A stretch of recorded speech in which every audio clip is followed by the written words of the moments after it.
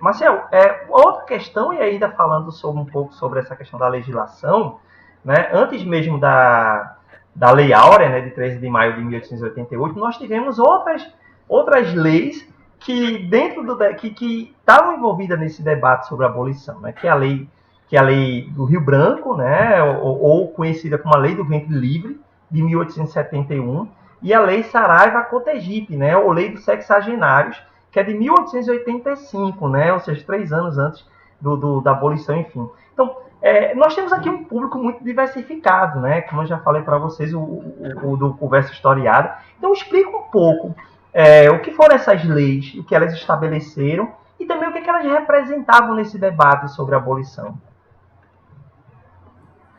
O interessante é que essas leis elas são aprovadas, né? E a implementação delas gera questionamentos interessantes.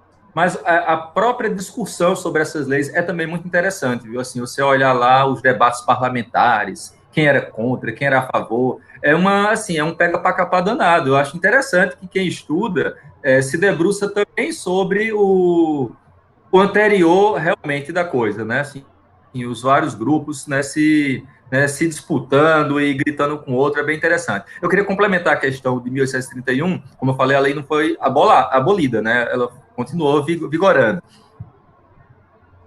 E o Luiz Gama, né, um negro extremamente inteligente, um escritor, um homem abolicionista, ele conseguiu libertar mais de 500, né, pessoas escravizadas usando essa lei, né, a seu favor, entendeu? Comprovando que essas pessoas vieram exatamente nesse contexto do tráfico ilegal. Portanto, eles deveriam ter a sua liberdade garantida. Ele foi muito bem sucedido nisso. Um êxito enorme, né? Usando a arena jurídica e usando uma lei que estava ali e que, se fosse aplicada ao pé da letra, aboliria a escravidão.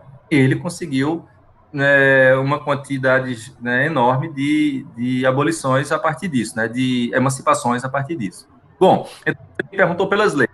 1871 também tem um jogo bem interessante aí, de quem é contra e quem é a favor. Então, e qual o significado de realmente abolir o ventre, abolir a escravidão que vinha pelo ventre? Isso já é uma segunda maneira, né? Primeiro foi o tráfico, 1850. E segundo, esta de internamente não haver a reprodução biológica da escravidão. Então, não deixa de ser uma espécie de, olha, você não é mais dono, digamos assim, do fruto, né, do ventre da sua escrava. De um ponto de vista senhorial, isso é tido também como uma coisa muito impactante. Quer dizer que eu não sou mais, né, dono, pela lei antes eu era, agora eu não sou mais. Então, em que pese que isso não tem um efeito muito imediato, porque pode ficar trabalhando até os 20, 21 anos, então tinha um bom tempo em que você ficava sob a tutela do senhor, então de alguma maneira você estava ainda numa condição muito próxima, numa condição de escravidão, digamos assim. É como se fosse um liberto, um ingênuo, você não é bem um escravo, mas você é um ingênuo, e você ficava ali tutelado. Então não tem essa efetividade toda, mas a gente deve enfatizar que os senhores foram alvo disso, né? Assim, eles foram colocados um pouco contra a parede nessa questão também. Além do que, tinha um dado interessante que, mais do que só abolir a questão da escravidão, seguir o ventre, e a pessoa que nasce de ventre escravo, também tem a questão das alforrias, que a lei também viu, né? É interessante dizer isso, que as pessoas que tivessem dinheiro e alguns escravizados lutavam e conseguiam dinheiro, trabalhavam bastante, eles conseguiam comprar a alforria, né? Judicialmente conseguiam que o senhor fosse obrigado a negociar. Vamos sentar na mesa para negociar. Eu tenho um valor de 600 mil reais, 500 mil reais, eu quero minha liberdade. Aí muitas vezes ia para a justiça e a partir de 1971 houve muitas alforrias, ampliou-se o número de alforrias por causa da lei de 1871, por causa, obviamente, das poupanças e da capacidade de organização dos escravizados, que poupavam, que corriam atrás da alforria de um filho, que corriam atrás da alforria de um marido, de uma esposa, para constituir família, que era um grande objetivo das pessoas escravizadas, era libertar sozinho, era se libertar em família. E muita gente conseguiu isso. Então, 1871 tem significado. 1885 já é um tanto mais... Aquela legislação, realmente, essa sim realmente parece uma lei que feita só para, né, dizer que estamos em processo de emancipação. Porque, de fato, realmente, a quantidade de pessoas negras numa idade tão longeva, numa idade tão alta, era muito difícil. Então, assim, era bem complicado. Às vezes, o debate sobre as leis é mais importante, né, quem era contra, quem era a favor, tal, né, do que propriamente o significado da lei ou o efeito prático dessa lei. Mas, assim, eu diria que faz parte das pressões que a sociedade está fazendo, né? 1871, qual o grande problema dessas leis? Por que é que elas demoram um intervalo muito grande entre uma e outra? Em 1850, aquela lei já passou de maneira complicada, mas passou. Só em 1866 é que, de novo, o tema da escravidão entra no de Estado, por exemplo. Olha só quanto tempo. E aí, por isso que desse debate de 1866, 5 anos depois, você vai ter a abolição, a questão da lei livre, né, aprovada em 1871. E depois, bota-se de novo meio que esquece aí, vamos passar um bom tempo sem comprometer as nossas relações com os grandes proprietários rurais, grandes proprietários de escravos. E por isso que as leis têm um intervalo muito longo entre uma e outra. Se você olhar um processo gradual, bem gradual.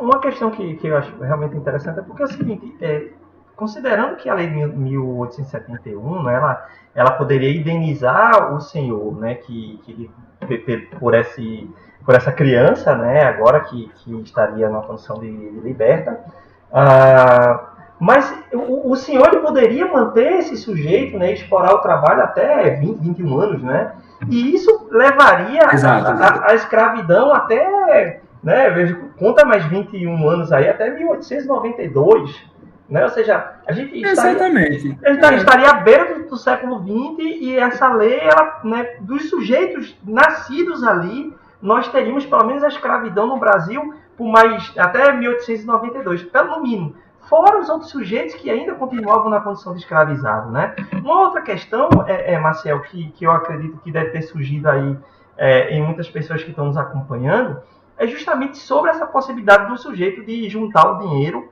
para comprar a sua própria liberdade, né? É importante que a gente possa entender que essa escravidão que a gente fala sobre o Brasil, ela é bastante diversificada. Ela não é uma escravidão que está limitada àquela imagem que a gente costuma ver nas novelas, ou enfim, de grandes fazendas, com senhores que tinham, né, 10, 20 sujeitos escravizados. Mas nós temos uma grande quantidade de sujeitos escravizados, uma escravidão que eu diria pulverizada entre senhores que tinham 1, 2 sujeitos escravizados que viviam nas cidades, e esses escravizados, eles circulavam pela cidade, né, empregando o seu trabalho, seja um trabalho especializado de pedreiro, de carpinteiro, ou de vendedor, né? Depois, até no final, eu vou pedir para o professor Maciel falar um pouco sobre o trabalho dele, que é sobre escravizados que trabalhavam, sobretudo, em trabalho doméstico. E é uma série de trabalhos, e aí esse sujeito, por exemplo, tem que entregar uma renda, né, ao senhor no final do dia, no final de um período, e aí ele poderia, né, conseguir juntar um pouco mais para ele, e com isso, né, depois poder negociar a sua liberdade, né? Só para a gente poder pensar um pouco. Claro que as relações são bem diversas, bem para além do que eu falei, mas simplificando um pouco dessa relação, é basicamente isso, não é, Marcelo? É interessante levantar esse debate, que às vezes o grande público pensa que o escravizado ele não tem dinheiro, ele não tem relação nenhuma com dinheiro, ele não tem relação nenhuma com habilidades técnicas, ele não pode ter nenhuma autonomia, ele está sempre, sei lá, guardado numa senzala, sai né, como você falou, sai para o eito e volta e fica trancado ali. É uma imagem de novela, digamos assim, acho que você mencionou bem. E você tem uma multiplicidade de profissões, de atividades, muito, né, que envolve muito talento. Você mencionou 2 delas que eu considero, que eu ia até mencionar, que é pedreiros, carpinteiros, né, ganhadores, carregadores, pessoas canoeiros. Você tem gente muito talentosa, pessoas que trabalhavam também em fábricas. Na arte, né? Exatamente, artífices em geral. Então, muitas dessas pessoas construíam autonomias. Não quer dizer que essa pessoa fosse livre, juridicamente não era livre, né? Mas você tem autonomias construídas na experiência da escravidão, entendeu? Essas autonomias têm a ver com capacidade técnica, tem a ver com convencimento mesmo dos senhores. Então, é uma conquista dessas pessoas. E tanto conquista de grandes vendedoras que tinham, né, davam lucro e conseguiam economizar parte desse dinheiro. Então, essas autonomias não são dadas, foram conquistadas. E aí, realmente, você começa a perceber a escravidão com mais complexidade e de que a ideia de liberdade ou de autonomia que se tem muito a ver com cada contexto. Né? Cada ser humano daquele que está sendo coisificado pela lei, mas que no âmbito das relações de trabalho, no âmbito das relações interpessoais, consegue amizades, consegue pessoas que colaboram de alguma maneira, ele também consegue poupar, e de esforços múltiplos, está ele comprando a sua alforria, ela comprando a sua alforria, que a maioria das alforrias é comprada. Os estudos já mostram isso. Não existe isso de alforria dada de graça, não. Muito poucas alforrias são concessão senhorial. A maioria é arrancada mesmo através de trabalho, arrancada através de suor, entendeu? E de vínculos familiares que você quer construir. Que é uma coisa interessante, a gente sempre imagina que, não, essas pessoas não tinham família. Elas têm família, elas querem ter família, elas querem manter vínculos familiares. É que a escravidão é um obstáculo, obviamente que a escravidão dificulta. E aí é um esforço enorme. Foi bem tocado por você. Acho que isso nos ajuda, inclusive, a pensar os próprios projetos de abolição, né, que vão para além da legislação, para além, inclusive, do próprio debate legal, né, como as pessoas estão batalhando ali. E nesse processo de construção das autonomias que você coloca, é uma das formas, inclusive, de minar a própria instituição de escravidão, que durante grande parte dessa história, que eu falei aí de 300 anos, ela foi inquestionável, né? Então ela vai também enfraquecendo dentro desse processo de construção de autonomias, né? Aí nós temos questões aqui no chat que eu gostaria de trazer aqui, né? A Juliana Monteiro ela colocou assim: essas leis eram propostas pelos abolicionistas brancos ou haviam outros negros, a exemplo de Luiz da Gama? Flávia colocou uma, eu vou deixar essa questão da Flávia mais para o final, que ela fala sobre a questão se ainda vivemos um processo de abolição. Aí, Marcel, eu penso o seguinte, quando estava em debate, né, a própria lei do ventre livre, a lei de sexagenário, você colocou uma coisa muito importante, que às vezes até mais importante que a própria legislação é o debate, né, porque a sociedade de algum modo está acompanhando aquele debate, a imprensa ela está desdobrando aquilo, né, a gente pode dizer que é toda a população brasileira, mas tem um grupo, principalmente esse grupo urbano, né, dos proprietários e tal. Então, quer dizer, essa lei ela fomenta um debate sobre a própria escravidão, não é? Quer dizer, um debate que nós talvez não tivéssemos tão fortemente em outros períodos, né? Mas, assim, além dos grupos brancos, qual é o envolvimento, né, de outros negros, como o Luiz da Gama, né, nesse processo de abolição, né? A pergunta de Juliano, né, que bem interessante.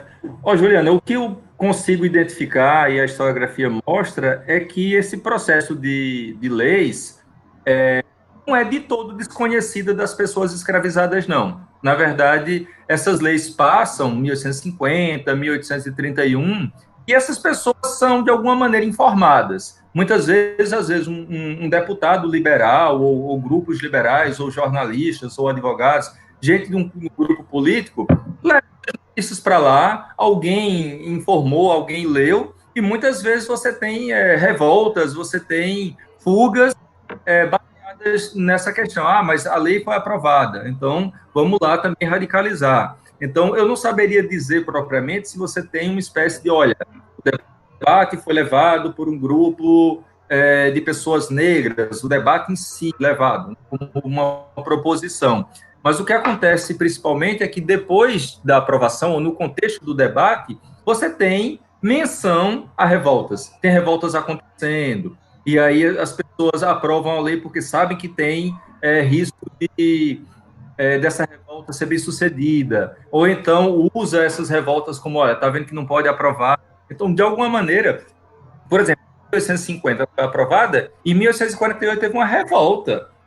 Assim, e essa revolta ganhou uns ares de, olha, tá vendo? Se a gente não abolir o tráfico internacional, olha o que vai acontecer se a gente ficar em todo africanos no país, entendeu? Não pode, se eles se tornarem maioria, eles vão fazer uma grande rebelião. Então, você poderia usar essas pressões para aprovar uma lei ou não aprovar. Então, de alguma maneira, a lei ela sofre o efeito das pressões que vêm do mundo da escravidão e ela também depois ajuda a pipocar umas resistências que são ali miúdas, cotidianas, mas baseadas na ideia de que, ó, tá vendo? Agora é livre. Aí você interpreta a lei do seu jeito. Muitas vezes os escravizados interpretavam a lei a seu modo. E aí radicalizava mais ainda o conteúdo da lei.